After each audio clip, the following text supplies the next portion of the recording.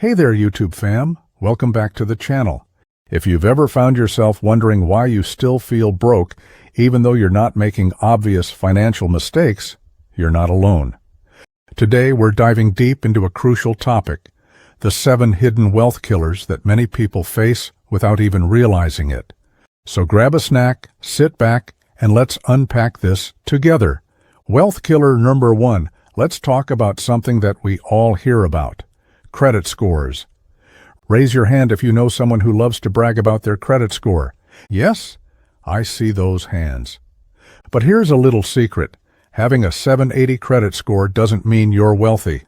In fact, the FICO credit scoring system was invented back in 1989, primarily to help banks determine how much money they could lend you. It's essential to understand that your credit score is not a reflection of your wealth. Instead, it simply indicates how well you manage your debts. Now you might be thinking, but wait, I need a good credit score to buy a car. And while it's true that a higher credit score can help you qualify for lower interest rates on loans, you don't necessarily need to rely on credit to make significant purchases. Imagine buying that car in cash instead. This brings us to our first wealth killer, the misconception that debt equals wealth. Many people fall into the trap of thinking that a good credit score is the key to financial freedom. This leads to reckless spending and piling on debt, all because they believe they need to qualify for more loans. But here's the truth. Debt does not equate to wealth. True wealth is built on smart investments and financial stability. Now let's move on to wealth killer number 2, your car payment. Cars can be incredibly expensive, and dealerships have become quite crafty in making you feel okay about those hefty monthly payments. Have you ever seen a salesperson bragging about their $1,500 car payment?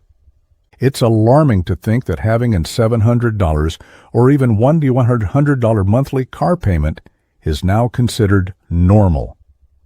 So, why is financing your car a bad idea? First off, when you finance a car, you're buying a depreciating asset. As soon as you drive that shiny new $50,000 vehicle off the lot, its value plummets. In just 1 year, it could drop to around $32,000. Fast forward a few years, and you might be looking at a car worth only $22,000. Remember, an asset should put money in your pocket, and a car that loses value year after year doesn't do that. Wealth killer number 2. Cars have a limited lifespan. Sure, some brands like Toyota or Honda can last a decade or more, but every vehicle will eventually need to be replaced. Compare that to a house, which can last for generations. And lastly, when you finance a car, you're also paying interest on top of that depreciating cost. It's a losing transaction from every angle. So what's the solution? Instead of financing a car you can't afford, consider buying a reliable used vehicle with cash. Let's say you have $9,000 to spend. You could buy a solid used Toyota Corolla or Camry. It might not be the flashiest ride, but you'll save that $900 monthly payment, which you can then invest in your future or save for emergencies. Plus, driving a less expensive car means you'll pay less for insurance and fuel. Now, let's address wealth killer number 3.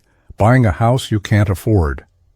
Society often pushes the narrative that owning a home is the cornerstone of building wealth and creating generational financial stability. However, many new homeowners find themselves regretting their purchase, especially when they stretch their budgets too thin. Remember, building wealth isn't just about accumulating assets. It's about making smart financial decisions that set you up for long-term success. If you want to truly build wealth, you need to be aware of these hidden wealth killers. If you want to stay updated on what's happening in the financial markets, Briefs Media publishes a free newsletter called Market Briefs Every Day.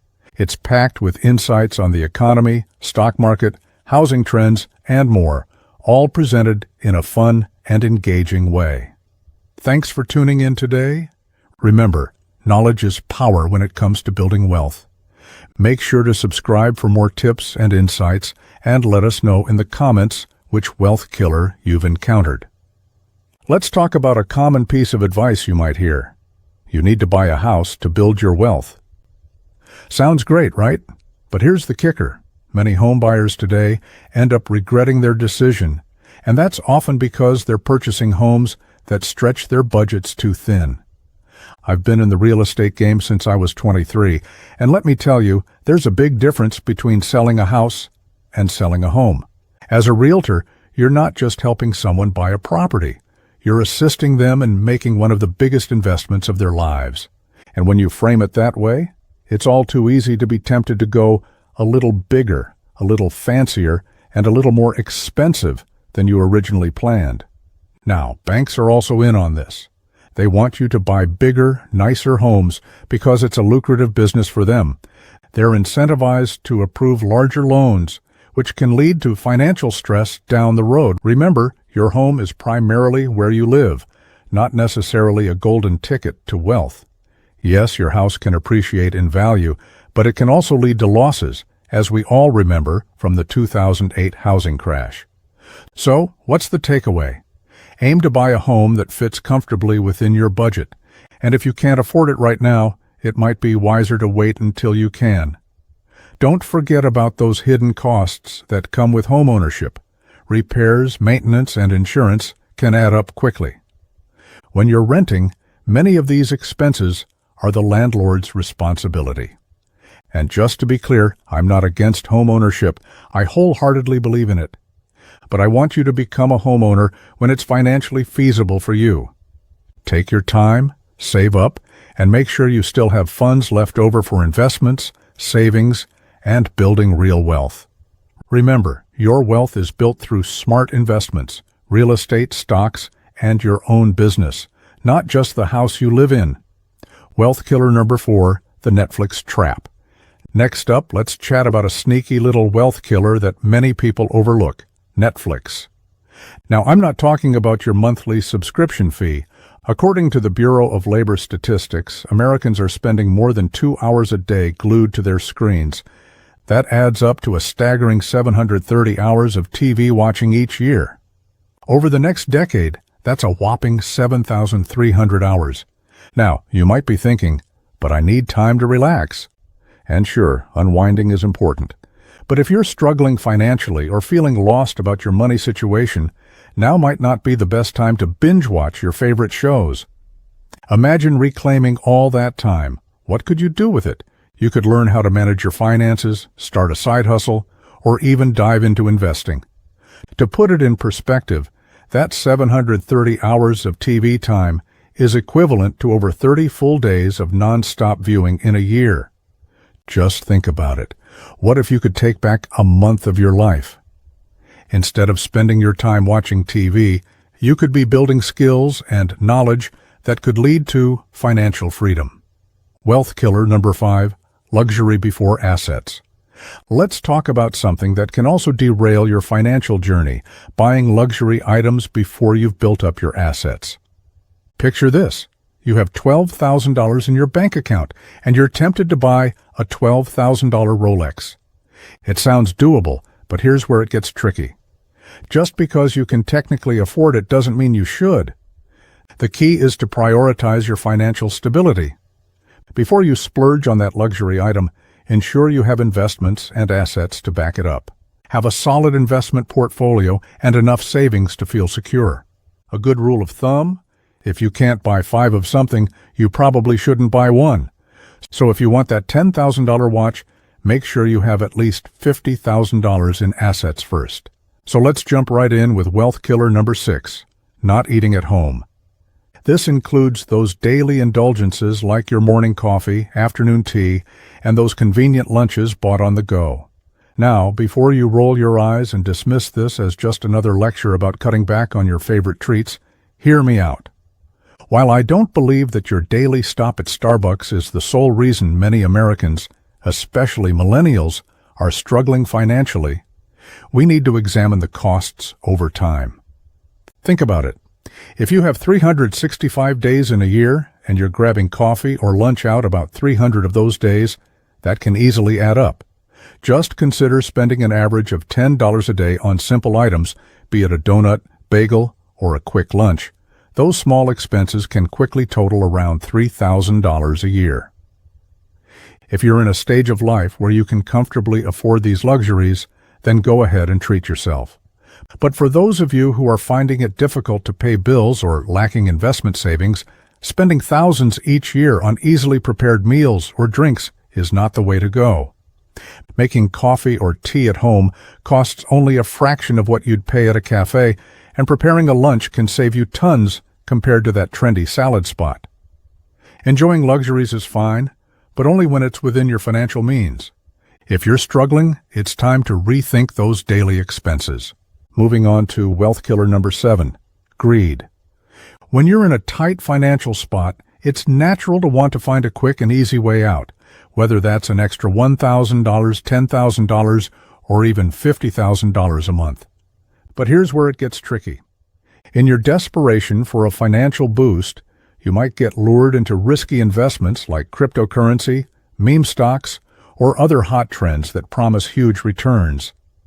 The internet is filled with tales of overnight success, but the reality is that these investments can often lead to more losses than gains. And let's not forget about the allure of get-rich-quick schemes. When you're feeling desperate, it's easy to fall prey to programs that promise instant wealth in exchange for your hard-earned cash. They may claim to show you the secret to making $10,000 a month without lifting a finger, but the harsh truth is that these promises often lead to disappointment and financial loss. It's vital to approach such opportunities with caution. While there's nothing wrong with investing in education, many successful individuals, including myself, have spent considerable amounts on learning. It's crucial to discern between valuable education and scams designed to enrich someone else at your expense. Lastly, I want to touch on a wealth killer that may not fit neatly into our numbered list, but is crucial nonetheless: a bad partner. Whether it's a spouse, boyfriend, or girlfriend, if you and your partner aren't aligned on financial matters, it can create significant challenges in your wealth-building journey. It's essential to have open discussions about money, especially if one partner is spending recklessly while the other is trying to save and invest.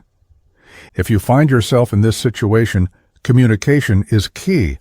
Sometimes a lack of financial education is at play, and talking through your goals and strategies can lead to a more unified approach. Remember, building wealth isn't just about saving money, it's also about having the right mindset and support around you. If you're working hard to earn and save, your partner should ideally be on that same journey with you. So start those conversations today, because wealth building is much more manageable when you're on the same page. Thanks for tuning in, and don't forget to like and subscribe for more tips on achieving financial success.